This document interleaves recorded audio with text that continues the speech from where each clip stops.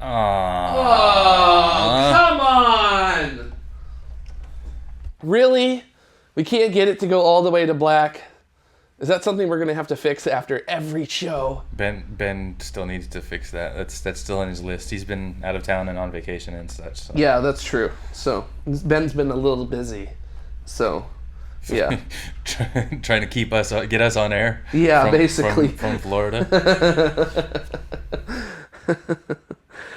Jazz Throughout, I have read that article about galaxies losing gas because of possible dark matter halos, and I might be talking about it in my space pod. But of course, I don't want to spoil my space pod too much. But I am backing up on my certainty of dark matter. That's for sure, especially once I started doing more research into it. Because remember, I'm not an astrophysicist, so there's a very big difference. So yeah, very fun stuff. So yeah, that's the show. Now we're in After Dark now. Very, very cool. I've never hosted After Dark solo before with you here, Mike. Well, let's get the business out of the way. We need yeah, we got to do an intro. Oh my gosh, how are we going to do this? I can do it coming up if you want. Sure, yeah. Let's get Dutta up into it. When does my space pod up? My space pods are up on... Space pods go up on Wednesday? If you're a patron, you'll get my space pod on Monday. Because I'm trying to get this one out early because I'm having so much fun with this space pod that I really want to get it out there for everybody. So it'll probably be up on Monday. And then it goes out to everyone else on Wednesday. So there you go. So incentive to become a patron at patreon.com/spacepod is that you get to see the space pods a couple days early from everybody. So, hey, there you go. Dutta, do you want to come up to the desk itself? Or do you want to... Well, then I've got no mic. Oh, that's true. I think I can right now from here. Okay. Or coming up from here. Sure. That sounds good. Any questions about dark matter, I shall defer them to my space pod. Yeah. So no more ruining space pod. No more space pod spoilers. So, in fact, I'm done talking about my space pod. I'm so over it. Mike, what's your favorite story? Did I mute Mike? Yes. I think you did. P2 or something like that. Sorry. But can you hear me now? Yes. Testing. 1, 2, 3. You hadn't moved, but I was going to say, should we maybe like pass back and forth, maybe 2? Otherwise, I was going to say maybe the Boeing story was my favorite. I think if I say coming up and Jared does a story and you do a story, then go back to Jared for interviewing Dennis Wingo. And I interviewed Dennis Wingo about tomorrow begins at this moment in time. Correctly.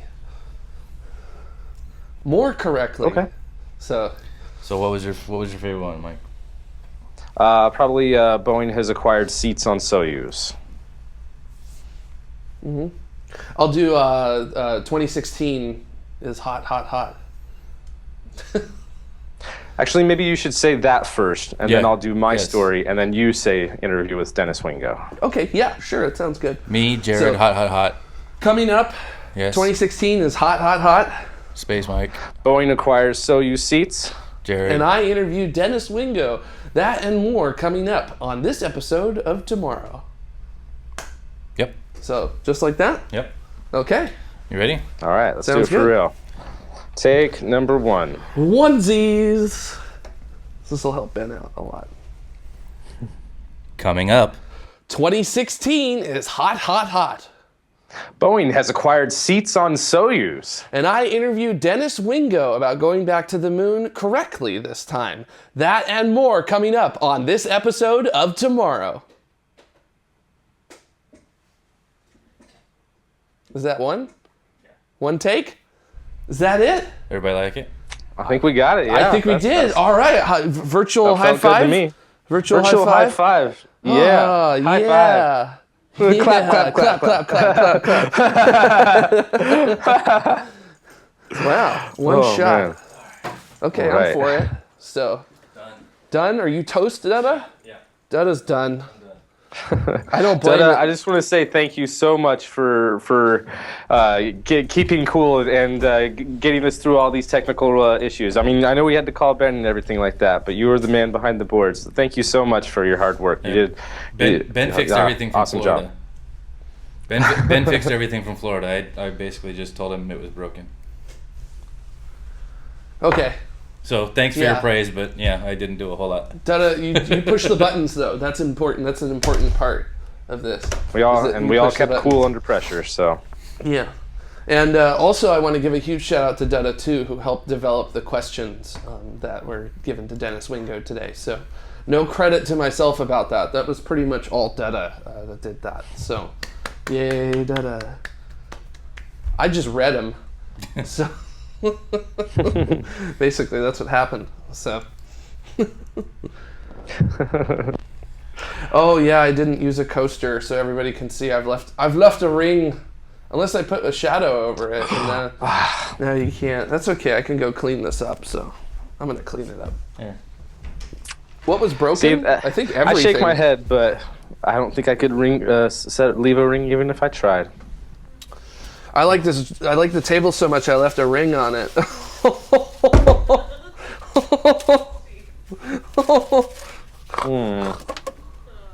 Oh, yep. Then the groans. Here they come.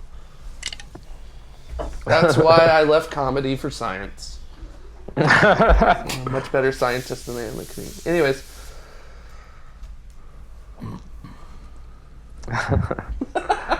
True story.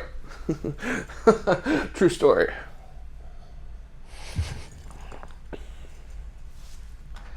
Smokey Durgan, why haven't I touched my mug? It must be poisoned. Well, see, I keep trying to reach for it, but, every time that I try to go for it, it just... Wait, don't do it, Jared! No, Jared, no, don't do it!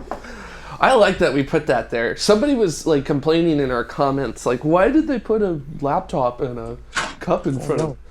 Oh, did you really? I did just spill if I tried. No cords though. No cords. We're okay. We're okay. No cords. By the way, I just want to say it was an honor having the first cat on TMRO during the interview today. And no less than the captain himself. Yeah, Captain James Tiberius Kirk. So fantastic that we were able to get the cat. And I loved hearing that meow in the middle of the interview as well. Just a distant meow. Oh my gosh, that was so great. Yeah, thanks again to Dennis for both a great interview and a cat, as of course we are an internet show and the internet is full of cats. So be it. That's kind of how it goes. So yeah, I think the cat had some interesting points, especially about in situ resource utilization. So I'm just glad the cat didn't affect you like Tanker did. Oh no, cats, I'm perfectly fine. I'm pretty chill with cats. I got no beef with cats. I don't really find cats all that funny, except when they do that thing where they knock things over. Now that makes me laugh pretty hard. But Tank, just Tank's mere existence, the fact that Tank is a pug is what's funny to me, because pugs are funny, just period. So you should see him run. It's so stupid. I bet. Chris Radcliffe says that the meow sounded like a 1960s communications ping. So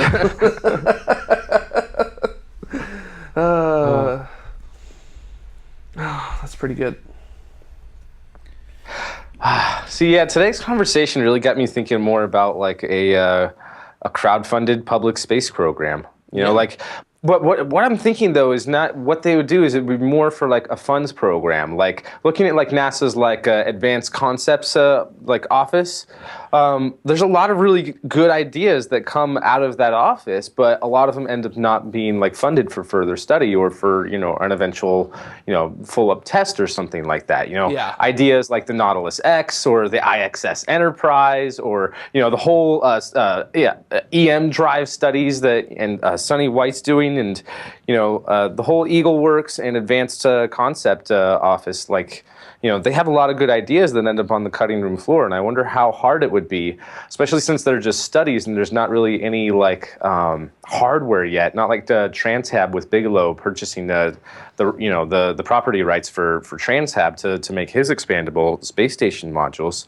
Since they're just studies, like how hard would it be to have a crowdfunded public space program that would like subcontract like the people who are behind these different concept ideas and studies that just need, you know, X amount of funding for, you know, whatever it might be, you know, whether it be, you know, independent sensors, or whether or not we can utilize, you know, some of NASA's labs and test facilities, you know, and get to the point, if it became a big enough thing, you know, of course I'm thinking, you know, way over optimistically on, you know, let's say that there was actually a couple $100 million or a couple $1 billion to work with, but you know, just some change lying around.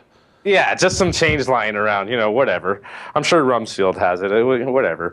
But how hard would it be, you know, how awesome would it be to be able to subcontract work from all these other different companies and kind of do the orbital sciences, or now orbital ATK model, where, you know, they have all these other space companies subcontracting the work to build a lot of their hardware, and they're the operators, or rather the managers of those programs. And I don't know, it would just be awesome to see, you know, the ideas that a lot of us like the best. And of course it would be, you know, a very crazy, you know, democracy, you know, of all the people that would crowdfunding would need to have a voice somehow, at least some sort of representative on what programs, you know, we would want to actually invest money into or not. But I don't know. I'm sorry, I'm kind of ranting on this, but just there's so many possibilities, and it makes me. No, it's a classic. It's a classic space mic rant, and it works. It works out pretty well, because that is a really cool idea to have a public space program. Yeah, I'm for it. Go for it. Crowdfund it. We need to get the legalities of it, and it would just be cool to start with like small projects and stuff like that. Like, I don't know. Like, it'd be cool to start funding some of these really small launch vehicle projects. You know, we've already interviewed lots of different people who are behind some of these companies to have a dedicated small satellite launch vehicle. And there's all sorts of small vehicle ideas. And, you know, me for Arizona, you know, I look at vector space and, you know, some of the different ideas that come out of Arizona State University.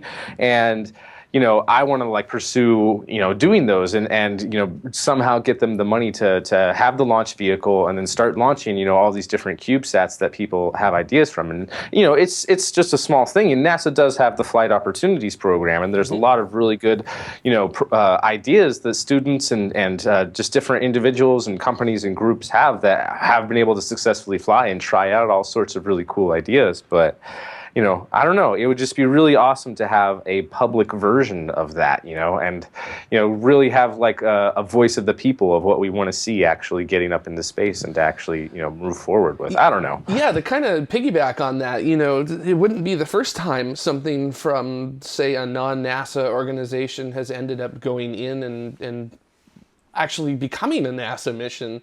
You know, the transiting exoplanet survey satellite test was originally based on just a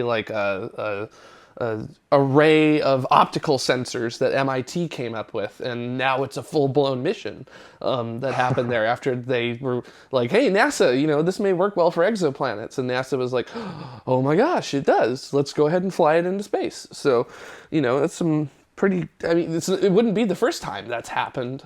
So, you know, there's hope. There's hope. Yeah. Yeah, and I like some of the ideas in the chat room. Like, you know, this is another thing that like goes into the how legal things would be. Like, I'd want to be able to fund Copenhagen suborbitals. You know, I want to be able to fund them, and like, sure, I can make PayPal donations and stuff like that. But it would be really cool to further some of their things. Like, they have a Mercury class capsule that they've worked on. Like, they have their two different. Like, one of them's a tube that I don't even think they're going to do anymore. They were going to have their one of their small suborbital rockets with a tube that one person could kind of cram into and be launched with. But I don't think they're still going to be doing that, but they might. I mean, all of their projects are just kind of like, we'll do it when we'll do it type thing. But they also had a Mercury class, you know, classic capsule that, you know, would have been a much nicer ride for a suborbital flight, even just a single person one. And I would love to, you know, get the money together to help them, you know, move that program forward, you know, because it seems like they were getting bigger and bigger rockets, and it seems like within the past like couple of years, like they've kind of been scaling back. They're still doing a lot of launches, still doing a lot of interesting things, but it seems like the bigger stuff that would be able to launch that Mercury class capsule like isn't. It just seems to me like they're not working on that as much right now, and I would love to give them the money, the seed money, to keep working on that program. And you know, Copenhagen as a good example, like I'm sure that they could do a lot with, say, like $15,000. We're not even going into the $1 million range. Like just starting off, you know, looking at I don't know. I'm sorry, I could go off on this for a while. Yeah, well, I mean, if I remember right, Copenhagen is all volunteers, if I remember correctly, right? It's basically on their time for them to be able to do something like that. It's literally like, what's your hobby? Oh, well, I do like knitting. Well, what's your hobby? Oh, I collect stamps. What do you do for your hobby? Oh, you know, I just work on a small space program. Yeah, and Space Kyle brings up a good point that there, you know, find Copenhagen suborbital clubs around the United States, you know, Copenhagen style, you know, and there are lots of clubs and organizations like that. And, you know, I feel like the purpose of a public space program would be to bring all of those small ideas together, you know, to kind of have an open source type thing to make cool projects happen. Yeah, like we've got, what is it here in California, where if you have a engine, you can go test it. What's the place called? It's out in Mojave.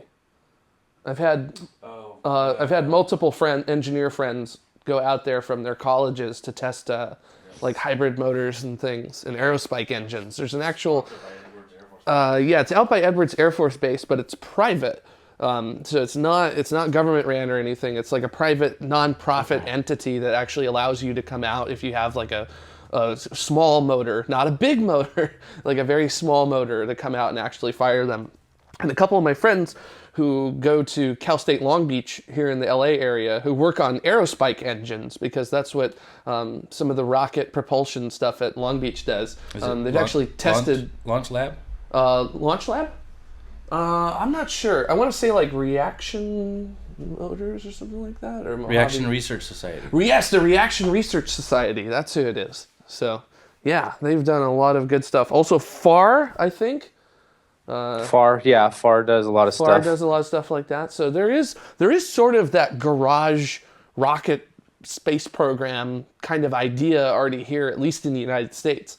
Not. There's a guy I met at a space conference who bought an old Atlas ICBM missile silo in, like, I want to say Minnesota, but it might be Montana. I think it might be Montana now. I'm not sure about this. And he has converted it into a test facility where people can come and test out their small rocket stages and everything like that. And I mean, it's already set up, and they've just been able to set up, you know, a couple more sensors and some cameras and stuff like that. And, you know, they're fully protected. And, you know, even if they have an explosion, and they have had, you know, a couple, because they're doing experiments and they're trying to push these small rockets, you know, as hard as they can. Yeah.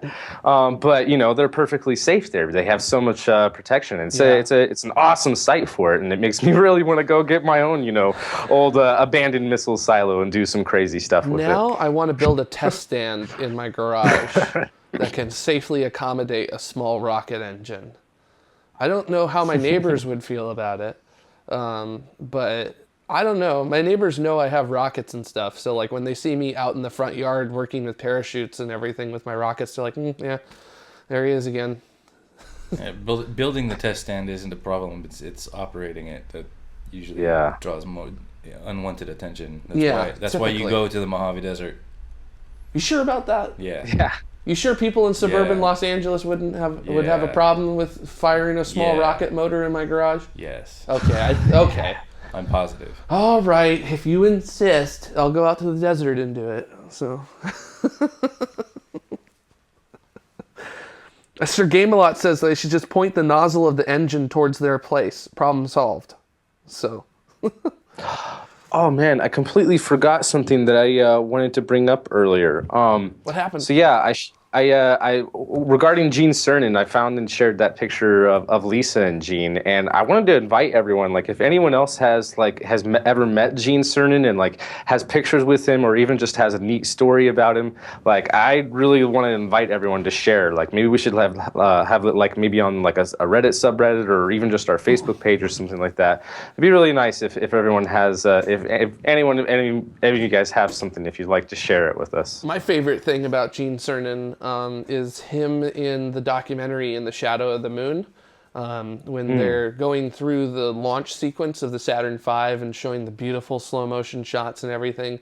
And I love that quote from him where he's like, "I dared the rocket's guidance to quit on me, so then I would fly it all the way to the moon myself. And I dared it to do that." And I was just like, wow, like that's a guy who is like very confident in his abilities.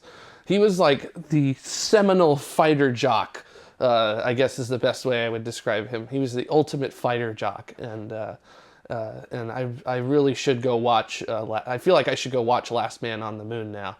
I think it's on Netflix, if I remember correctly. So I think so, yeah. So it should be something to go do. So, but yeah. Is there anything else that you wanted to add about Gene Cernan, Detta?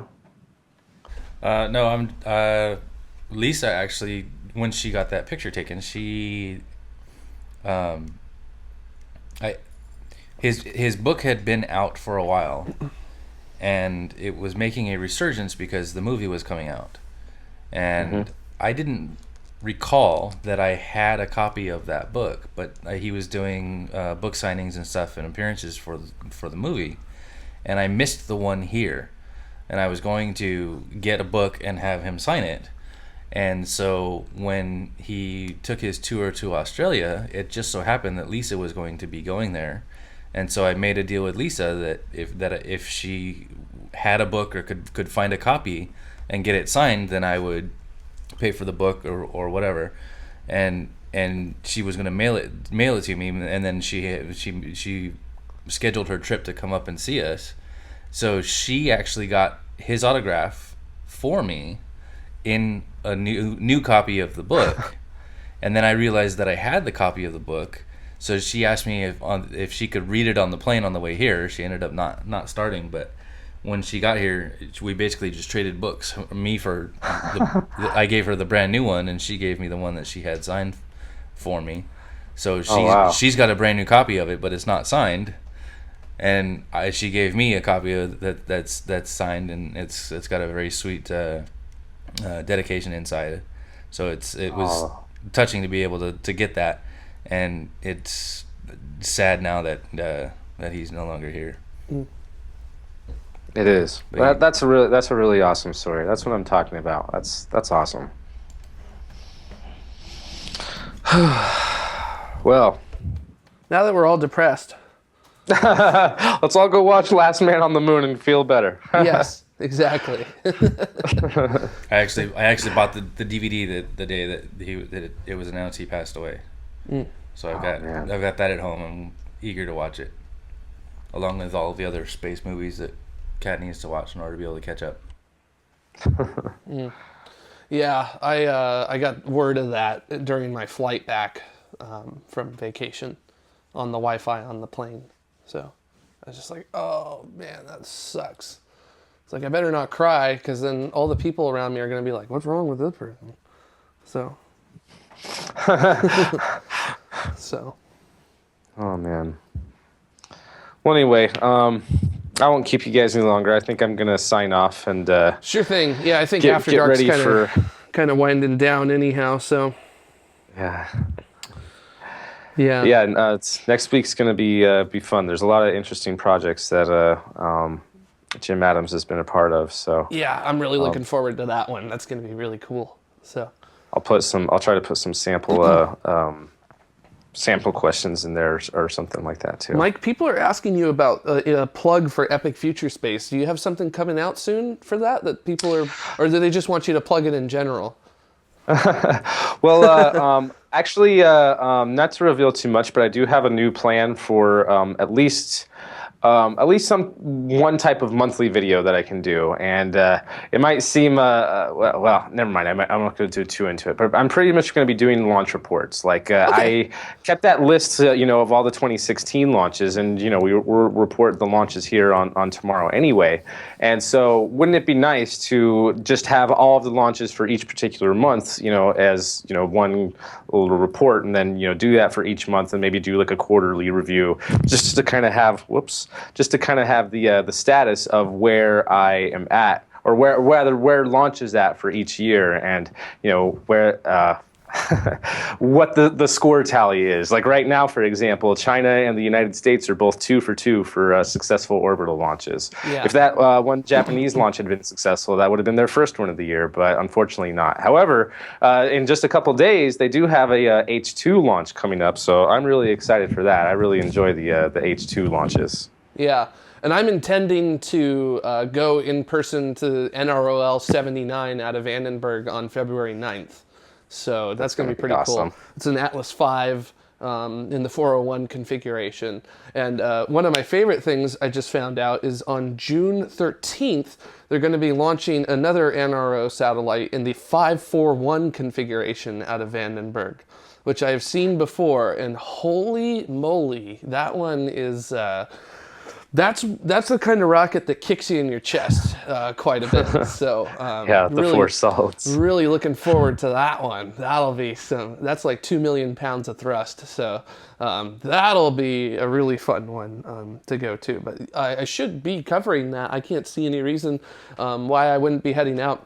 And I think it's going to be an evening launch too, which should be interesting. We'll see how the stream does with something like that. But be pretty cool. So, something else I just wanted to say real quick is before focusing anything with my channel, I've been working on some kind of evergreen space pods, and I'm sure all of you have noticed that I didn't have any space pods this month, and things have been really chaotic and a lot of pressure lately, and I've had to.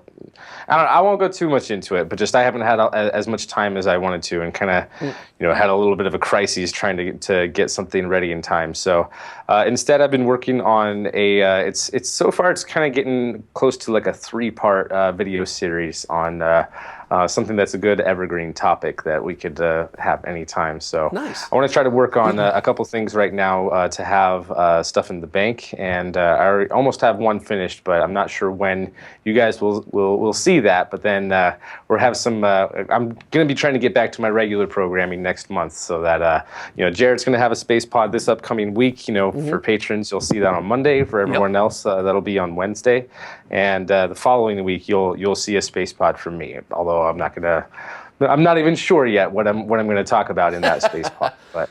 Yeah, I've got an evergreen one that I'm working on for about middle of the year, somewhere around there, about the United States spy satellites and the programs involved in that. But I'm trying to work that one to be a little bit more of a narrative space pod than a simple me in front of the camera explaining space pod. So that one's going to have a little bit more action involved in it with it. Well, I'll just put it that way. It's going to be different from my usual type of space pods, and we'll see how that goes. So, yeah, I'm really excited, and there's a lot of exciting stuff happening. I've also got to do one about solar eclipses in August because of the American solar eclipse that's coming up. Yeah, that'll be perfect timing. And I'm going to be at that. I've already planned. I'm going to Oregon for that. So that weekend, I'm kind of pulling a Ben and a Carrie Ann, and I'm literally going to bolt from here and head straight to the airport and fly out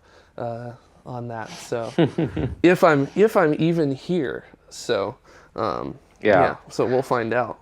Because we need to. It's a solar eclipse. You don't get a chance to see that very often. So no, especially the last solar eclipse that crossed the path of the 48 contiguous United States was back in the 70s, and we're lucky that we're having one this year on, by the way, August 21st, 2017, Monday. And just so that way you're familiar with it, when After Dark comes out, or those of you watching right now, it's going to be August 21st, 2017. And that should be very awesome. And then the next one, we're actually going to get another one in 2024. So Very excited wow. about that as well. So, and in fact, there's a part in Illinois in the United States where the path of totality, so the point where the moon's shadow completely covers the sun, there's a town in Illinois where both of the paths of totality for 2017 and 2024 cross right on that town.